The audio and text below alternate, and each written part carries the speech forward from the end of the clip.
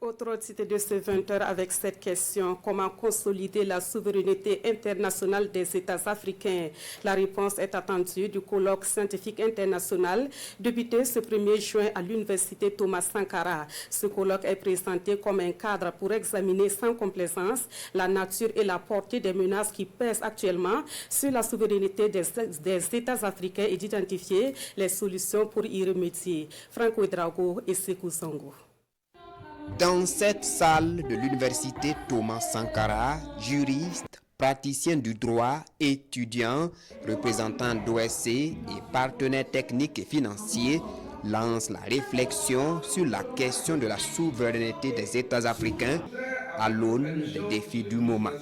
C'est donc une rencontre scientifique de haut niveau en présence du chef du gouvernement et du président de l'Assemblée législative de transition qui témoigne de l'engagement du monde universitaire et des autorités de la transition à donner la souveraineté totale à leur pays. Nous ne pouvons plus continuer à être de simples objets sur l'échiquier mondial, ni à servir les intérêts d'autres États au détriment des intérêts de nos peuples. C'est précisément le choix opéré par le Burkina Faso qui a décidé, sous le leadership de son Excellence, le capitaine Ibrahim Traoré, président de la transition, chef de l'État, d'assumer pleinement sa souveraineté, tant au plan interne qu'au plan international, notamment par des actions fortes de libération totale du territoire national et par la reconfiguration de l'ordre politique extérieur. Ce cadre de réflexion est donc une opportunité d'examiner et de traiter sans complaisance la nature et la portée des menaces qui pèsent sur la souveraineté des États africains.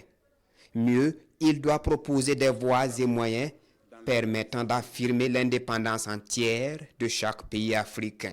Nous sommes dans un monde où nous avons beaucoup de difficultés et si on ne fait pas attention, on peut même perdre notre souveraineté.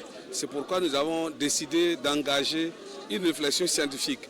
Mais ce ne serait pas seulement entre des théoriciens, c'est avec aussi des praticiens pour voir comment nous pouvons trouver les ressorts pour maintenir notre souveraineté, même dans cette situation de crise difficile. Dans la transition que nous avons entamée, il y a un volet consacré à la refondation. Les conclusions de ce colloque, elles proposent des réformes à porter. L'Assemblée législative de transition peut porter effectivement ces réformes-là ou être attentive à ce que le gouvernement porte des réformes ou engage des mesures en matière économique, en matière environnementale, en matière humanitaire, qui va dans le sens de consolider davantage la souveraineté de l'État burkinabé. En plus des universités sœurs du Burkina, ce colloque international connaît la participation d'éminents professeurs venus de Dakar, d'Abidjan, de Bamako, de Niamey et de Bordeaux.